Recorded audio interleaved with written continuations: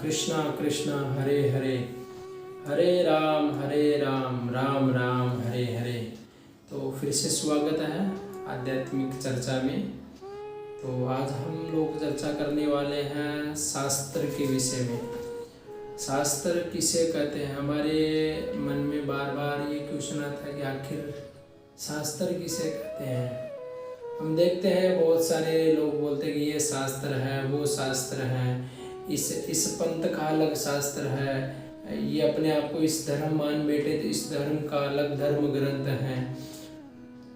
तो कई सारे शास्त्र मानते हैं कि शास्त्र किसे कहते हैं, शास्त्र कितने प्रकार के हैं, शास्त्र किसने कहा है, किसने लिखा है, क्यों लिखा है, इस प्रकार के हमारे मन में प्रश्न आते हैं। तो आज हम इन सारे प्रश्नों का चर्चा करेंगे। तो सबसे पहले कि शास्त्र किसे कहते हैं ये जानना चाहिए। शास्त्र किसे कहते हैं? तो शास्त्र उसे कहते हैं कि भगवान के द्वारा जो बोला गया है, जिसको भगवान ने बोला है उसे शास्त्र कैसे हैं। भगवान के द्वारा बोला गया शब्द को अपौरुष शब्द कहते हैं, इसलिए वही शास्त्र माना जाता है। बाकी जितने भी पंथ चल रहे हैं उन सब पंथों में जो व्यक्ति विशेष लिखे हैं उन्हें मात्र पुस्तक कहा जाता है। भगवान के द्वारा बोला गया, भगवान के द्वारा लिखा गया, उसे शास्त्र कहते हैं।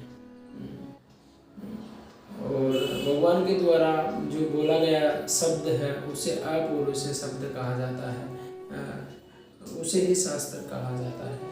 बाकी जो है वो सारे पुस्तक से हैं। जिस प्रकार से कोई व्यक्ति विशेष लिखता है उसे शास्त्र ने पुस्तक बोला था, वैसे ही जो धर्म अलेकोस पंथ चल रहे हैं उसमें आने वाले सारे जो जिसको ग्रंथ बोलते हैं वो ग्रंथ नहीं, वो सारे पुस्तकें हैं। शास्त्र शब्द का अर्थ क्या है? शास्त्र शब्द का अर्थ है जो हमें जन्म मृत्यु जरा व्याधि ये जो रोग हैं, जन्म मृत्यु से परे अर्थात भगवान के धाम में पहुंचाए, उसे शास्त्र कहा जाता है। जिसमें यह विषय का वर्णन नहीं है उसे शास्त्र नहीं कहा जाता। अर्थात जो हमें जन्म मृत्यु के चक्कर से मुक्त कराए और भगवान के धाम में पहुंचा दे उसे शास्त्र कहते हैं। तो पहले शास्त्र जो थे वो श्रुति धर्म में थे। गुरु अपने शिष्यों को सुनाएंगे और वह उसको सुनकर धारण करते थे। लेकिन कलिकाल के प्रभाव से मंदा सुमंद मतिय मंद भाग्य ही उपद्रता, बुद्धि कम होने के कारण कलयुग में, भाग्य कम होने के कारण कलयुग में भगवान के ही सत्यावेश अवतार श्री वेदव्यास मुनि ने ये सारे जो ग्रंथ है उनको लिपिबद्ध किया, लिखा। जो पहले श्रुति धरते उन सारे को लिखा है भगवान के सत्यावेश अवतार। तो कितने हैं शास्त्र? हमारे मन में आए कितने शास्त्र हैं, ये तो हमने जान लिया कि शास्त्र भगवान के द्वारा जो बोला गया उसे शास्त्र कहते हैं। बाकी जो अदर व्यक्ति के द्वारा जो लिखा गया है, बोला गया, उसे एकमात्र पुस्तक कहा जाता है। तो कितने हैं शास्त्र? हम सुनते हैं कि वेद भी है, पुराण भी है, रामायण है, महाभारत, तो कितने शास्त्र हैं हमारे पास? तो मुख्य रूप से हमारे पास एक वेद है। एक वेद का ही विभाजन 4 भागों में किया गया है, इसलिए उसको चतुर्वेद या 4 वेद बोलते हैं। यजुर्वेद, सामवेद, अथर्ववेद और ऋग्वेद, ये 4 प्रकार के वेद हैं, है ना। इस पे केवल ब्राह्मणों का अधिकार है, क्योंकि इसमें मंत्र होते हैं, तो मंत्रों को शुद्ध रूप से उच्चारण करना पड़ता है, इसलिए इस पे केवल और केवल शुद्ध ब्राह्मण का ही अधिकार है। बाकी हर व्यक्ति वेद नहीं पढ़ सकता है, विशेषकर स्त्री हो गए, द्विज हो गए, शूद्र हो गए, बच्चे हो गए, ये लोग शास्त्र को नहीं पढ़ सकते हैं। इसलिए वेद व्यास जी ने क्या किया, जीवेर कृपाए केला, जीवों के कल्याण के लिए उन वेद व्यास मुनि ने ये जो वेद है इसके ऊपर अपना भाष्य, अपना कमेंट्री, टीका लिखा, उसे बोलते हैं वेदांत सूत्र। फिर भी वेदांत सूत्र के ऊपर अधिकार नहीं है, ना इसको स्त्री शूद्र पढ़ पाते हैं और ना ही इसको समझ पाते हैं। इसके अलावा इसको समझने की सामर्थ्य तो है ही नहीं। स्त्रियां, बच्चे और द्विज, शूद्र, ये लोग अधिकारी नहीं होते हैं, क्योंकि इनको पवित्र आत्मा से पढ़ा जाता है, पवित्र हृदय से पढ़ा जाता है, इसके भी कुछ नीति नियम होते हैं। तो फिर जीवन वेदव्यास मुनि ने विचार किया कि मैंने वेदांत सूत्र लिखा है और ये एक वेद का 4 भागों में विभाजन किया है, तो इन सबके कल्याण के लिए क्या।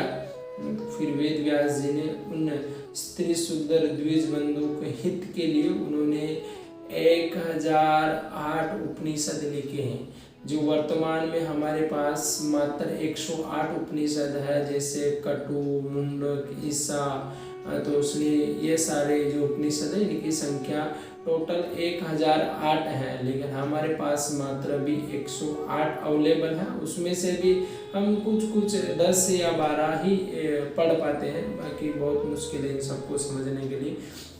तो वेदों, एक वेद का 4 भागों में विभाजन किया और उनको समझने के लिए वेदांत सूत्र, इसके ऊपर भाष्य लिखा और उन भाष्यों को समझने के लिए 1008 उपनिषद लिखे, कटु, मुंडक इत्यादि। फिर भी यह उपनिषद समझ में नहीं आते थे, इसलिए इन उपनिषदों को समझने के लिए इतिहास लिखा।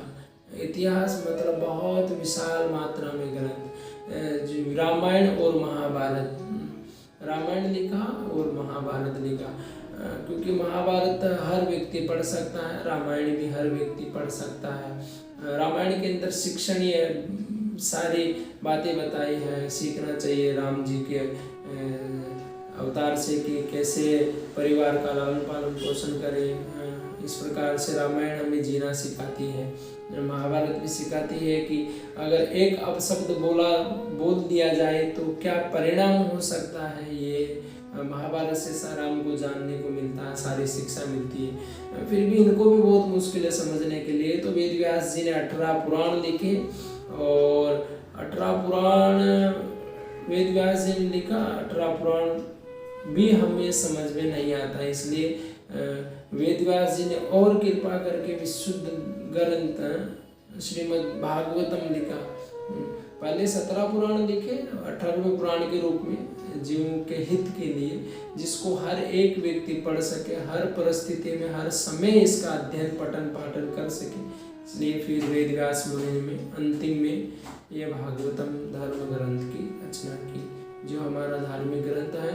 और महाभारत के अंतर्गत ही श्रीमद् भगवत गीता आती है। वो भगवत हमारे मुख्य रूप से 2 ग्रंथ हैं, श्रीमद् भगवत गीता और श्रीमद् भागवतम।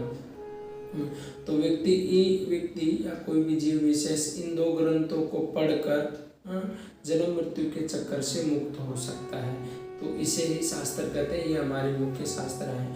तो इन शास्त्र में कितने श्लोकास हैं, कितने मंत्र हैं, कितने अध्याय हैं, कौन किस प्रकार का शास्त्र है, ये सारे शास्त्र के श्लोकास, इनके अध्याय के ऊपर, इनके मंत्रों के ऊपर, या कौन सा पुराण किस प्रकार का है, ये सारी चर्चा हम अगले पार्ट में करेंगे।